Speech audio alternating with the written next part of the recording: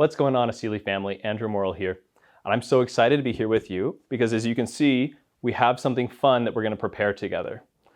What we're doing today is actually a Latin American traditional drink called Ponche Navideño, which is essentially a fruit punch that's drink during Christmas time all over Latin America. Now, what we do here today probably is going to be a little bit different from what your abuelita does, what you do, or maybe what you've tried. Because different parts of Mexico, different parts of Latin America, Guatemala, anywhere who does Ponche Navideño does it a little bit different, and neighbors even do it differently. Now, the big difference that we're going to do today is we're going to use a key ingredient, which is either purple or purple boost. So what we have here in front of us, let me just walk from left to right, are a couple of fruits. Now on my left here, I've got a pot. It's already been simmering. We've got a little bit of papaya in here. We've got pineapple, apples, pears, some cinnamon, some chamomile. There's a lot going on in here, and it's been simmering down for a little while. So in front of me, I want to walk you through what we're going to do now. So to get to this point, you've got to cut all of your fruit. Okay, so if you have pears in the fridge, get some cute little jazz apples, Fiji apples, whatever you have. Cut them down into little cubes, probably bite-sized pieces, because what you're going to do is you're going to let it simmer, you're going to let it steep, but at the end of the day, when you prepare the ponche, some of that fruit's going to go in here. You're going to drink you're going to enjoy the warmth, and then you get the little taste of that fruit at the end. So you want it in a bite-sized piece, so you don't have all of this fruit just hitting you, right? So what I have actually, we're going to use this as a garnish at the end, is blood orange, and this is actually a really pretty orange.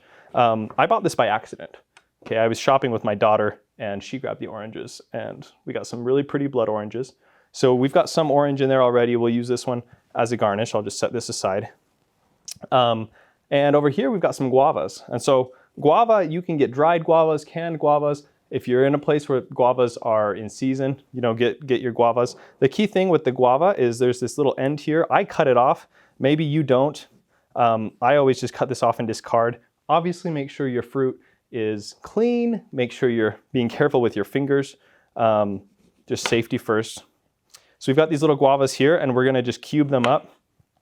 Same thing that you would do with any of these other fruits, your pineapple, your apples. We'll just drop this in.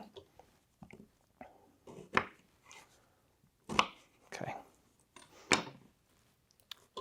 And then we've got some of these other dried things here. So we've got this jamaica flower, which is hibiscus flower. We've got manzanilla, which is chamomile tea.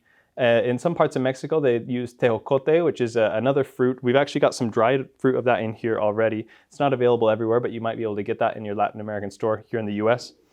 We've got some pasas, which are prunes, raisins, whatever you have really. And that's the beauty of this, okay? So it's a fruit punch, and there's the right way of doing it, but there's so many right ways of doing it that you can't mess up, okay? So we'll throw a few of these prunes in here and the raisins, because why not? I've already got some chamomile, so I'm not going to do that right now. And I'm going to throw some cloves. Okay, so I didn't put cloves in at first because if you let cloves go for too long, they're pretty powerful. I've got like 20 cloves, but there's a lot of water in here. So we'll throw that in. And now, how is this sweetened? Now, obviously, purple has some sugar in it, but traditionally you use cane sugar, sugar cane, or brown sugar. And what we have here is it's panela. So this is not refined, solid brown sugar. This is actually from El Salvador. Or you can use piloncillo, which is just a sugarcane little cone, right? And just drop the whole thing in there. Let that simmer in. Now, you'll probably take it out by the end. It's not going to dissolve all the way, but that's what we have. So last thing here, we have the pineapple, we have a little papaya, we've got apples, we've got pears, we've got prunes, a couple raisins that I threw in there. We don't have the jamaica. And so instead of adding the flour, the dried flour, we're going to actually add some purple. Usually you probably do like a cup of dried flowers. So I'm going to do 3, 4, I think I put 4 little sachets of purple in there. The great thing as well about adding purple is you don't just get the hibiscus flower, the flor de jamaica, you also get purple corn from the Andes. You also get guaraná from Brazil. You also get yerba mate from Argentina. So the cool thing about this is an American, from all of the Americas, it's an American product in that way. So let's dump this in.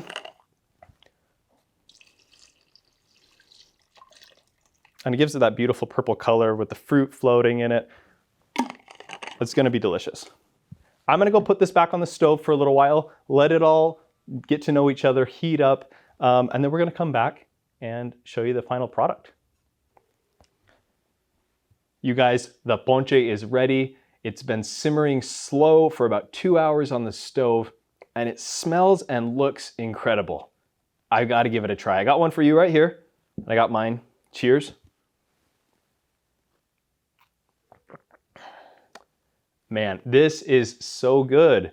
And it's so easy, you guys. If you can boil water and cut fruit, you can do this. We'll have the recipe listed below. If you try it, let us know. If you've done something similar or if you want to make it your own, post pictures, let us know how you do it. And most of all, I hope you have a happy new year. Cheers.